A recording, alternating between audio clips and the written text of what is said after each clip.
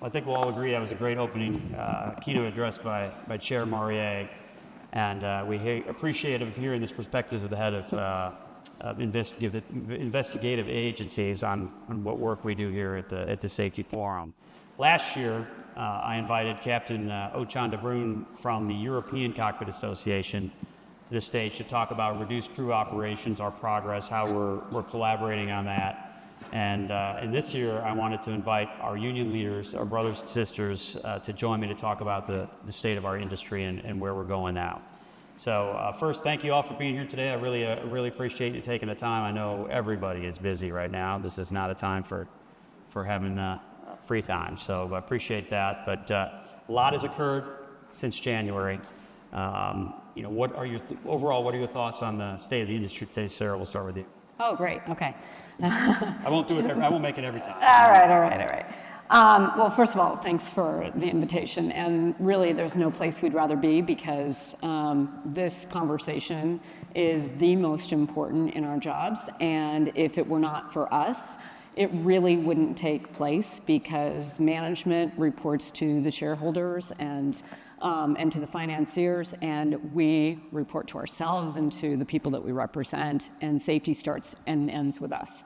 And so in this moment, I think about all of the hundreds of thousands of aviation workers across the industry, from the aircraft engineers to the manufacturers, the safety inspectors who are checking their work, the pilots who are doing the safety inspections, the flight attendants, everyone asking all day long, is it safe? The air traffic controllers too. And if it's not safe, we don't go. But that is the result of 90 years of advocacy on the part of our unions to make sure that we have the regulations to keep it safe, to make sure that we're learning when we've had disruptions. And what we see right now, of course, is the result of years and years and years of failing to invest in our aviation system and failing to actually take the recommendations of the unions about what we need to do to continue to keep us safe. And so as we know very well that we need to build up the equipment that makes it possible for our air traffic controllers to do the work that they do, we see also this administration coming in and being disruptive with retirement programs, forced out, firing probationaries. All of these distractions we know as safety professionals are what we have to leave outside the room or outside of our jobs. That's the first rule in safety: remove all distractions. And so while we have Secretary Duffy doing a great job of advocating to get the resources we finally need to be able to build up our national transportation system, we also have an administration who has come behind to create a lot of distractions. And that is really concerning. And the last thing I'll just say about that is that for flight attendants, the very divisive rhetoric that we see coming from our leadership across the country, and this is not partisan, we look to all leaders on this, the idea that we are a divided nation, we see that in our cabins. We have to deal with that. There's disruptions in the cabin because of that. People come on board looking for a fight because of that. And none of that is helpful. So all of these distractions give us a pause, but I think what the public needs to know is that because we say all day long, is it safe, what that means is that things are going to slow down, not be as efficient for everyone, and that is a problem for our jobs as well. Absolutely. Jason, first I'll say thank you for having me here. Thanks for your leadership. Since taking over, I became president in November of 2024. And it feels like it's been 10 years already since that short time. But Jason, Sara, and Dave were some of the first presidents to reach out when I took office and talking about the goals for the future, how we can be aligned, how we can communicate together, and how we can communicate effectively. But for the state of the industry, I got to say it's two sides of a coin right now. Right now, it's fragile. It's being run on the backs of workers. 10 hours a day, 6 days a week, 365 days a year, air traffic controllers usually get maybe 4 days off in an entire month. 10,800 certified controllers run a system that should be staffed with 14,633. It takes 2 to 3 years to train one of those air traffic controllers, and yes, we're behind more than ever, but it is, the other side of that coin is opportunity. Going out and vocalizing our issues together, and we can't thank Alpa enough for being a partner in that. for Alpa to stand up beside the air traffic controllers, not just behind or doing their own thing, literally by our sides, to go out and make sure and ensure that the issues are known, that the challenges are, understood, but also that where there's opportunity, that we can grow with the supercharge of hiring of air traffic controllers. That is where the administration, Secretary Duffy, the Modern Skies Coalition, that all four of us are a part of, have been instrumental, because that is the way that we have to do this. You can't go out in special interest right now and just politic for one. You have to look at the core fundamental issues altogether and say, okay, we all have a goal. We may have different paths to get there, but how can we all aim towards that same goal together? And we're doing that, and I'm extremely proud of it. So in my 26 years of doing air traffic control, I could say, while it's fragile, it is also the first time I could ever tell fellow air traffic controllers, I see a light at the end of the tunnel, that there is legislation being passed. There are opportunities that we're going to work with equipment that was made in this century. And that, our iPhones won't be the most, best device in a room when we're out there actually ensuring the safety of every person's life that steps on an airplane. Thank you, Jason. And on behalf of the 11,000 employees that we represent that work for the FAA, the technicians, the aviation safety inspectors, the aeronautical information specialists who create the charts, the maps, the procedures that pilots use and air traffic controllers use to ensure that the industry is functioning well. The instrument landing systems and the radars that we maintain, all of that stuff is important to you. And I thought about a little bit how I would address this, and I think it's easy to use Charles Dickens and say it was the best of times. It's the best of times and the worst of times. We have an opportunity right now that the focus on aviation in the United States is in the almost 40 years that I've been involved in it is the greatest we've ever seen. They want to invest in it. They want to increase technologies, and that's where we come in. We have the opportunity to say how this is going to look, how we want it to work going forward. 15 years from now, are we going to be in the same situation where we're looking at technologies that are 15 years old and we're not refreshing them? Those are opportunities that we have to talk about now and be able to step forward into this next generation of technology and make it work for everyone. So, obviously, organized labor is under attack in this country right now, right? And you, Dave, I'll let you go first on this one because you have members that, like you were talking about earlier, they say that none of these were safety positions that were dodged or whatever you want to call it, but they are. They're people that update our charts. They're people that do this. So, with this attack on organized labor, how do we ensure that aviation safety is not compromised while we're light at the end of the tunnel, right? I mean, it's, like you said, the Dickens thing. Yeah, thanks for that question. So, as we all know in aviation, you don't make changes without looking at what the impact is going to be. How do you mitigate? If you're going to make a change, how do you mitigate that? And if you can't mitigate it, you don't do it. When you look at employees that perform critical support functions, maybe they're not controllers or technicians that are on the front line actually working on the national airspace system, but those that help support those employees are just as important. Because if, as you all know, if someone's not there behind you providing something that you need every day that you're not the subject matter expert on, then clearly you're not able to perform the function you want to perform. We were talking earlier, and we have about 350 or so aeronautical information specialists around the country that create these charts, create these maps, these procedures. Many of them took the early retirement option. They took the opportunity to leave the FAA. Are they going to replace those folks? We don't know. But now we've got other processes and procedures that we got to put in place, especially when we're talking about UAS. That's the next big boom. Well, those are going to be things that are going to be in the sky and going to be in our way. How do we make sure that that's incorporated properly, and these folks are going to be on the front line to create those procedures? So that's a concern for us. 60 or so of them left.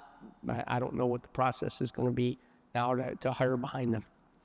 So obviously, public sector controllers are unionized. Worry was that you're going to, the administration would not recognize NATCA, and you guys would be basically on your own. You've done excellent work. So I want you to address this question, but also give you a shout out for the fact that you were able to negotiate and sign LOAs with in this period, recognizing NATCA as the bargaining agent for the federal workforce as air traffic controllers. Yeah, I appreciate it, Jason. And it's one of those aspects that you look at of it's a continued evolution as a federal union of, what is this administration going to bring? How are we going to navigate it? And I think the answer, while it's going to be simple in nature, is staring at you on all the billboards around here. It's together. That word together is the first time in my entire career that I've seen the aviation industry rally around. Labor, management, and all those who have an interest in aviation start saying the same message together. So while it's a union issue, whatever the vehicle to get there, and whoever's going to bring it to the forefront and champion it, there's no reason to find just a political difference or opinion in it. And honestly, it's looking at ways to find the things we agree on. And that's exactly what we did. And I appreciate the shout out, Jason, is we have to find solutions to the issues that are out there. Okay, we can all point to the problem. Many of you, know somebody in your life that, man, you do a really good job of pointing out everything I'm doing wrong. But are you bringing any solutions to that table as well as the other side of that and the critical core component of true progress? And that progress is going to be because of working with Secretary Duffy. It's going to be having people champion the issues that are out there, but also the willingness to recognize them. And that's the first time that I've seen this happen, especially with this administration. So yes, do we have to, parse our words or be careful in nature? Absolutely, but at the same time, I'm not looking to try to pick a fight either. I'm looking to find the ways to move this union forward, put the safety first, put the air traffic controllers in mind, and every one of you who uses this system are a part of it. Absolutely. So Sarah, it may seem simple, but how do we ensure that safety is not compromised when there's all these attacks on organized labor? Yeah, I think that we have to be really clear that it's really important that our air traffic controllers, our safety specialists have a union. It's really important that TSA has a union too. You can think back to the long delays, for example, the TSA lines, and first we had to fight for the TSOs to be able to be organized. Then we had to fight for their ability to bargain, and finally to be able to bargain on pay and benefits too, to be able to attract people to the work who are going to be able to do the job and continue to staff it. And that wouldn't have been possible without the union. And it's also not possible if we just think about our day at Alpa and AFA in the private sector. We know it's really important that you have due process. We know that it's really important that you have non-punitive safety systems, including mental health, so that we can actually address the problems and not have people hide them, put that underground. I'm super concerned with the attacks on the federal workforce, and props to the two representatives here on the stage for what they've been able to do. But I have concerns about how their work and the work at TSA integrates with all these other agencies where collective bargaining is being stripped away. And it's sending, if you think about 1981, when the air traffic controllers were fired, PACO was destroyed. And that sent a signal to corporate America that it was open season on unions. And it was, we're 80% organized in the aviation industry, thank God, because I truly believe it is our unions that keep us safe. And we've got to protect the unions at all costs, because that due process, that focus on safety is critical in order for us to be able to do our jobs. And I do want to thank every single person in this room, because being on the ground, enforcing those rules and making sure that that's happening on a daily basis and getting the support to our crews that's needed in order to be able to report those issues, mitigate those risks, keep us safe. That is really the only way that we are going to keep aviation safe. So the attacks on the federal workforce, even outside of the aviation industry, brings real risk to our federal workers, and also to the signal that that sends to corporations to try to attack unions overall, which we know are fundamental to keeping us safe. Look, I completely agree, because if it wasn't for organized labor protecting employees when they need to raise their hand on a security or safety issue and say, hey, I gotta press pause here, we all know that, there'd be a lot different industry right now if they didn't feel comfortable that they had someone having their back when they raised that hand. Right? That's right. So what's the greatest threat to aviation safety at this time? Yeah, and Nick, you can start this time. Well, I'll say it's a few short days away. It's another shutdown. We're looking at it again. People ask constantly in being in these different panels and these different roles, like, how do we get here? What happened? Where's the one issue? It's a culmination of a ton of issues, right? You don't get to billion-dollar problems by not having million-dollar issues that just piled up over time. That's your billion-dollar problem. And that comes with not only air traffic control staffing, but the system its entirety, and not ever really having a true investment in it. Again, give a huge shout out to Secretary Duffy for stepping up, saying it can't be piecemeal together like it's been done forever. But the pause, and one of the greatest threats, is to do the very thing that got us here in the first place. Right. And that's to continue holding it where it's stop and go funding, because if that shutdown is to occur on the 30th, which there's only 8 days left for Congress to be in session prior to then, if there's not a continuing resolution or otherwise, we will shut down every modernization project going on that we've all sat here and agreed. The entire aviation industry says we must move forward with the air traffic controller hiring and staffing, and the next generation of air traffic controllers, and the modernization of the equipment. Every project in the U.S. will ramp down. We're starting that now. We're having the meetings, shutting things down, telling people to pause any travel. They're not allowed to go on those projects because we have to prepare for a government shutdown. So it's even just the leading up to and not having the stability, not having the stable and predictable funding that's needed to do this very thing. And also on top of it, yes, not to be the person that sits up here and talks about the doom and gloom, but the reality has to be spoke about. We're 3,800 certified controllers short, working 6 days a week, doing everything we can to run this system and keep it as safe as, and keep it the gold standard, but that is on our backs. And the Oklahoma City Academy that produces the majority of the people that will be that next generation of air traffic controllers shuts down October 1. If the government is to shut down, there will be no training. And usually it takes a class 6 months to get back in the cycle. A 1 weekend shutdown can set us back 6 months. A multi-day shutdown can set us back a year. The people that are at the academy get sent home. Well, guess what they're doing? They're not waiting for the government to get open again. They said, if this is what it's going to be like, I'll go look for a different career. I'll go find something else to do. And quite often, they go out and pursue something else while they wait to get recycled into another class. Everything doesn't just shift right because it's set up so far in advance. We have to understand that those are the realities that we're going to face. We can't keep doing the same sins of the past. Yeah, I think a lot of people don't realize that even if it's a one-day government shutdown, that the big issues that you deal with and you both deal with can have ripple effects for a lengthy period of time. So everybody wants to help solve this problem, but yet they're willing to run it to the last second all the time and do that. So. And it's a problem. Sorry, Jason. It's a problem. I want to emphasize what Nick just said. They're already shutting down programs right now in preparation for a shutdown. Because there is no confidence that there's going to be a political solution here in these times. And this political brinksmanship is the biggest threat to aviation safety right now.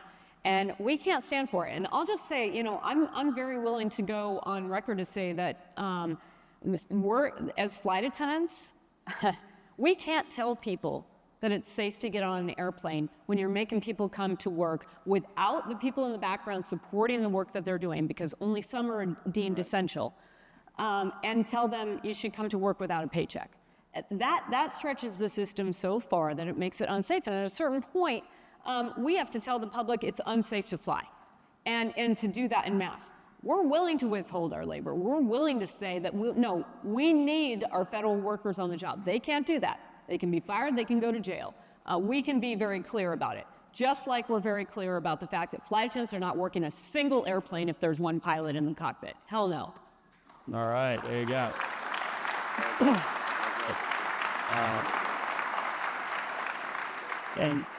And while yes, your controllers may be forced to go to work if there's a government shutdown, We do. the psychological toll of having to work without a paycheck, not having that support. Tell me a little bit about that before I go to Dave on this. It's one of those things that, no one prepares for, especially during these economic times. If, you're out there and you're living your best life right now, good for you and good for the investments that you've made. Many people are divorced. Many people have had, medical issues that have come up. And most of our controller workforce is extremely young. They talk about the average salary of an air traffic controller and that, yes, it can be good over time, just like I'm sure they talk about for pilots as well. But there is a starting point to all of that, and that is where most of our people are at. During the last government shutdown, when it was for 35 days, your air traffic controllers were out driving Uber on the side, so that way they can make sure they could pay for the insulin for their sick sister. They were going out and trying to find any kind of job in their off hours to just bring in some type of revenue and cash during that time. I'd like to think that every air traffic controller out there had a stockpile of money to wait. That's not how the American people live. It's not real. Most of us all live paycheck to paycheck, and we're federal employees. While those things exist, all it does is put us in a position to go to work where, quote unquote, you have to check all your emotions at the door. Well, when your emotions are an entire family looking at you saying, how are we going to eat next week? That's a whole different level of checking something at the door that most people aren't set up for, can understand, or ever be a part of. So understand that, yes, as any shutdown occurs, it will not only take the take the toll at home, but it will take the toll at work as well. And as Sara said, we have to talk about the risk in the system. The risk of a government shutdown increases for air traffic control and all in aviation daily. It will be less safe each and every day because the critical and core components of what happens in the background sit on the wait until something and somebody calls them back. And that's completely unacceptable. Completely agree. Dave.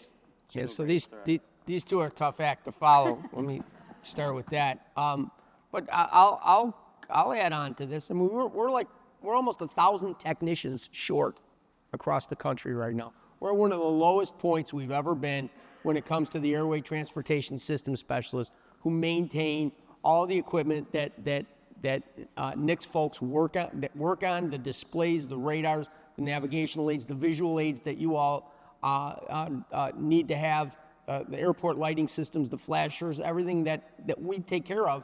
We're 1,000 people short, on top of the technology being as old as it is in some cases, where we're out there trying to put it together with duct tape in some situations. Those are problems, but we're finally at a point where the FAA is now going to hire in this next fiscal year 600 or 700 people that'll take care of the attrition and start to add on to the number of people that we actually need. But it takes 3 years to train them. Let me back up for a moment and talk about recruitment and retention. When all of this chaos is going on, as Nick pointed out, you're going to look at this and say, if I have another job opportunity, maybe I'm just going to take that. This is just too much for me to stop and go. And then, of course, all those projects, I'll paint the portrait a little bit more. There are subcontractors all over the country that are digging ditches and pulling cable and getting ready for this for upgrades to the national airspace system, technology-wise, that they're going to tell them stop, don't do the work, stop the project. And of course, if you're a private contractor, you're not just going to sit around and wait for that job to get turned back on. You're going to find some other work to do, which means you're going to move your workers to another spot, another location, reprioritize the projects you're working on, and then when the government says, hey, come back, they're not going to be ready. And so the delays that compound across the country, hundreds and thousands of projects, that even for a day, even a week, it's catastrophic when it comes to actually moving forward the way that honestly the FAA is really trying to plan to do now and move forward. The Congress's plans for the new NAS are going to be stalled, and that is a big problem. Yeah, absolutely. Let's talk secondary barriers for a minute. So this is obviously a Sara question. Can you discuss the importance from the cabin crew perspective, and what's it like for you to for us to be in this 24-year journey to finally get this done, and then find out again that we got another Lucy pulled the football moment, and it's going to be another year. This makes me mad. Like, I get mad emotional. I think, though, that it is a prime example of what all of us are talking about up here. I'm going to go running out of here to a plane to New York so I can be in a place to honor our crew members who died 24 years ago. And flight attendants were among the first to die. And it's still our bodies. If we think about what was suggested after that happened, not only the reinforced doors, but secondary barriers were a primary recommendation to be able to put in place to avoid this from ever happening again. And those reinforced doors were put in place in 18 months. The secondary barriers, they started to install them on United Airlines. I actually worked with them. I know what it's like to have that as opposed to have a drink card that someone can use as a vault to get into the flight deck and right over me, and that my body is on the line. So it's still flight attendants' bodies that are on the line between the terrorist who wants to wrestle into the flight deck and mass casualties of everyone on the plane and on the ground. And so to save a few pieces of silver, the industry has been advocating for not putting these secondary barriers on our planes. Literally, if you think about how much that costs to put everywhere, and the weight, all the reasons that they said that this can't be done, all cost factors having nothing to do with safety. They'll say safety and security is first. Those are words only to the bean counters.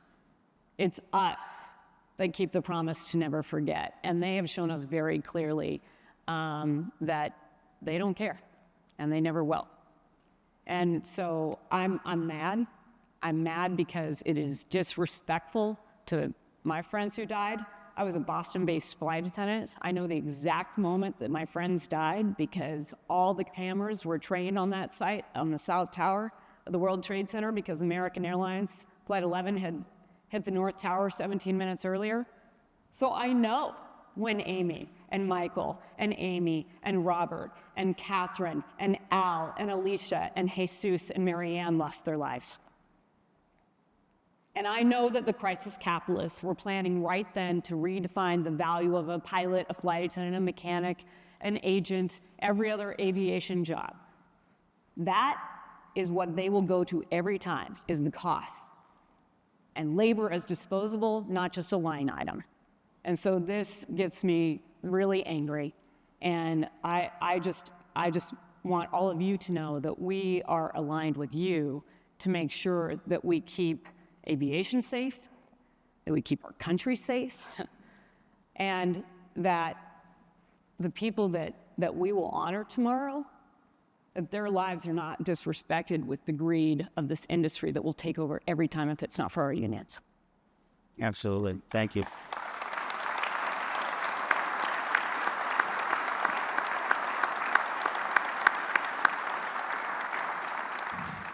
I would go to you with this one first, but I'll start with Nick on this one.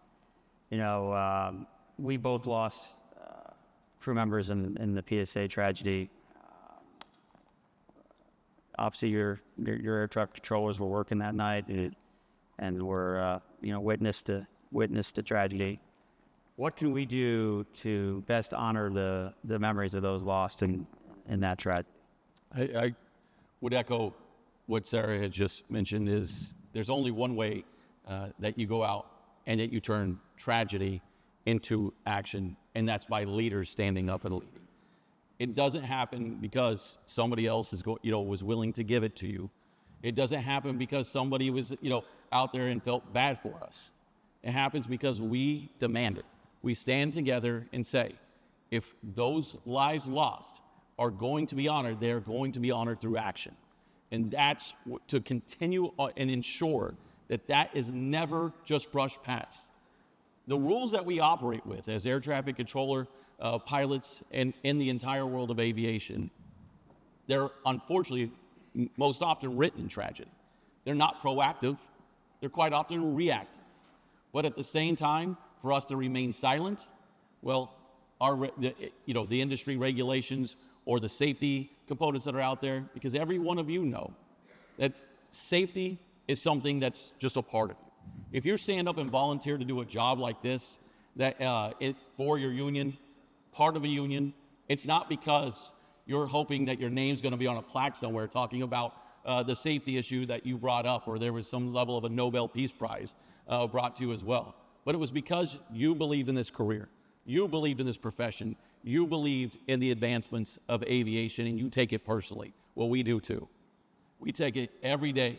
Those moments, just like that, are life-changing. Life-changing for an air traffic controller. Most of those persons that were working that night won't work a plane again. Few have, and I commend them. But I do not, for 1 second, hold it against those who are unable to do the job any further, which is life-changing to them. So the way that we continue forward is to ensure that the actual investment in this system is finally made. And that $12.5 billion was a great start. There's another $21 billion that needs to go for us to make the change that's actually needed, and that we can look back and say, well, that tragedy actually resulted in a complete change to the aviation system that was well overdue. But it should have never taken that tragedy to get us to this moment to stand here and talk about it today. No doubt. Dave. So I look at the theme moving forward together, and I'll take a further step. We want a predictive safety culture. That's great. We want to be able to see that looking forward and looking at all the data and all the information and the experiences that we've had, and be able to say, this is going to go wrong. And that's what we strive to try to find out. What is going to happen? We're never going to know. We can't predict the future, but we have opportunities to do a variety of things to keep things from happening.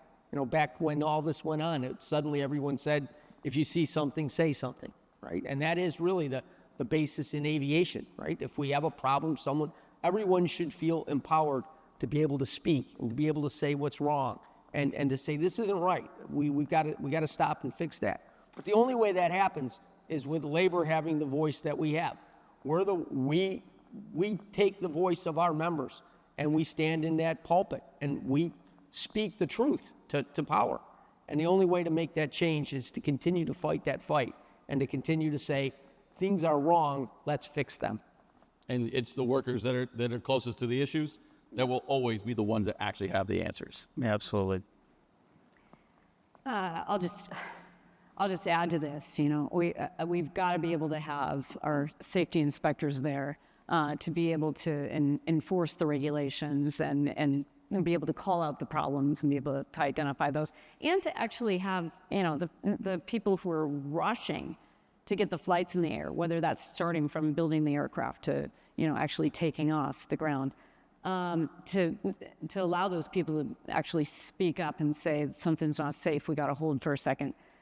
That's really how we honor our crews, but we also honor them. I think about Ian Epstein and Denasia, and you know, there's videos of them interacting with the passengers on their final trip out there on YouTube. Many people saw. There they were, you know, comforting those passengers right to the last second of their lives. And it is really wrong that flight attendants doing that work, pilots doing that work on regional airlines are making on average 45% less than everyone else. That is another way, our bargaining next week when we go to the bargaining table with PSA to make sure that we can get a good contract for the flight attendants. In my view, that is also respecting their lives and making sure that actually we are standing up for safety, because standing up for safety is also making sure that the people who are committed to that safety are actually getting a fair return for the work that they're doing, and recognizing that with the respect of a decent contract with pay and benefits that match. That's an excellent perspective. The last question, crystal ball. I know everyone has one of those, right? So let's think about 5 years from now, 10 years from now. Where do you think we'll be as aviation safety and aviation labor. So, you want to go? Wait, it's up to you. You know what? I'll just say that Delta flight attendants and SkyWest flight attendants will be part of our labor movement because they will organize and There have you their go. first contracts. How about that? There you go. All right, I'll take that. Dave? Hopefully, we're in a place where we're in a full speed mode of upgrading the national airspace system, that we're actually looking at safety systems in place that can benefit everyone, that can benefit the industry, benefit the employees, so that we're trained and skilled and able to take care of that, so that everyone has the knowledge that they need and be able to support the controllers, be able to support you all that are utilizing all of those products. That is really going to be the focus of where all of this is going to go. But that means for us, that also means good paying jobs for skilled people that can walk into this industry and make a difference, that want to make a difference, that want to be civil servants. And I'm hoping that we get to a place where civil service is actually appreciated again, because it has to be. Absolutely. Right. So, before you answer, I was blown away when you would talk about some of the issues that, not just the shortage issues, and we know as obviously you were telling me that, another telco problem in Atlanta shut them down to one runway yesterday, and that's a big deal in Atlanta, right? So, but it goes beyond that. It's actually the physical, no air conditioning, to climbing 15 to 30 stories to go do their job on a daily basis. It's a reality. It's a reality, right? I mean, It's something that, like you said, you take for granted until you realize that your life is in the hands of a person who's working in an 87-degree temperature cab that climbed 32 stories to start their shift. But they were compensated by saying, come into work an hour earlier and start that climb. Man, thank you for the great start to my day. We're air traffic controllers at Intercontinental for 10 weeks. At the beginning of every shift, climbed 1,440 steps. Would get to the top and then quite often change clothes. They would have to bring clothes in and then never leave the tower cab for the entire shift. Luckily, they have a floor just below that in that tower cab, but that is not a story of one. It's a story of every day. When the temperatures start heating up, we know, and Dave knows better than anyone because we're calling them, saying, can you get us some help? And we're, in the fights of funding or who's paying for it, or are there parts or are there equipment? Go to Bismarck, North Dakota. Their entire tower cab window is cracked left to right, obstructing their view because it hit negative 40 degrees and they haven't been able to replace the pane, that window, for a year and a half. They have two small heaters about the size if you put your two hands together in fists to warm 3 to 4 people working at a time. They huddle up by twos around them to continue controlling the aircraft in and out of Bismarck, North Dakota. Kalamazoo the other day shut down for 24 hours because of telecommunications issues, and another center had to take over their entire airspace. 100 frequencies were lost at Atlanta TRACON, tower and center yesterday because of telecommunications issues. When we talk about the issues in the Newarks, of the world, who, hats off to the controllers who work Philadelphia area C on a daily basis with 1 to 2 certified professional controllers, where they should be staffing 14, and then talking about the delays in Newark and Teterboro. And how could this be? How did we get here? It's not hard to look beyond it. It's because we haven't been given the support or the resources to be successful. So yes, the stories are real. I do see controllers that have to come down the flight of stairs and have the blood drained from their knee at the doctor the next day to return to their shift the following day in order to go back and do the job. It sounds horrible because it is. It sounds like it's, I can't believe that we're putting our air traffic controllers in a position like that to do the demanding job that they do. But this is what hasn't been spoke about for far too long. So, where do I see the system in 5 years from now? Is that we don't have to sit up here and keep telling the same story for the next decade. That we finally have crossed 14,000 certified professional controllers, where a controller can actually take a day, instead of working 6 days a week, We bid off right now for all of 2026. Any vacation that we're going to get that we have earned, we have to bid off in seniority order for the next year. That's almost 18 months in advance, right? 15 to 18 months in advance that you do that. But if somehow my brother's getting married and he didn't tell me that until, a few months out, I'm not going to my brother's wedding. I'm not going to go and celebrate with my family. If a child is born, I don't get time off because I'm going to 6-day work weeks. It'll be the first time in decades that an air traffic controller not only shows up to work in a modernized facility with, equipment that actually functions, but if something's happening in their life, they can raise their hand and take the day off that they've earned. They can go out and enjoy and embrace, the life that they deserve. While they're committed and extremely proud to run this system, we thank you for standing up for us, because just having one voice will never be enough. Having the voices together, we'll be in 5 years from now where I come back and say, Al, let's get to October 1st, and then, fight the next government shutdowns from there. But coming back to each and every one of you telling you, man, the controller in Atlanta the other day, they not only had equipment that worked, they got to go out and see their, brother's son or daughter being born and celebrate with their family as well. So, Jason, I appreciate you giving us the opportunity to tell the story, but appreciate every single one of you for standing up for what's right and for the safety of this national airspace system and on behalf of the air traffic controllers. Well, I can tell you we're with you on getting this system fixed. Yeah.